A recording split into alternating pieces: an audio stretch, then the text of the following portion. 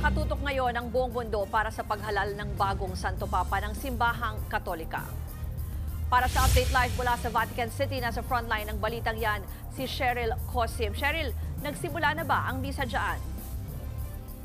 Ruth, oo, nagkasisimula lamang nitong misa na tinatawag na votive mass para sa halalan ng Santo Papa o Pro Eligendo Romano Pontifice dito nga sa may St. Peter's Square o St. Peter's Basilica. Pinangunahan ito ni Cardinal Giovanni Battista Re, Dean ng College of Cardinals, sa ganap nga na alas 10 ng umaga eksakto nagsimula. Ang votive mass ay isang espesyal na misa na iniaalay para sa isang partikular na layunin. At sa pagkakataong ito, para sa gabay ng Espiritu Santo sa pagpili ng bagong Santo Papa. Magsisimula naman mamayang 4:30 ng hapon ang opisyal na pagsisimula ng conclave sa pamamagitan ng isang panalangin sa Pauline Chapel.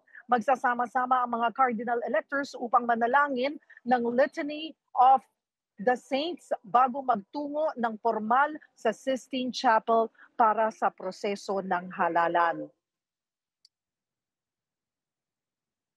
Ruth, dito sa aking likuran ay may mga nakapwesto na malalaking screens at yung mga pilgrims o mga turista, yung mga gustong maging bahagi ng misa na hindi nakapasok ay dito maririnig ng live din ang misa na isinasagawa sa loob ng St. Peter's Basilica.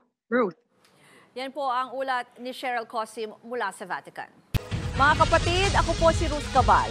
Maging maalam at may pakialam sa mga may init at rumaratsyadang balita sa Frontline Express.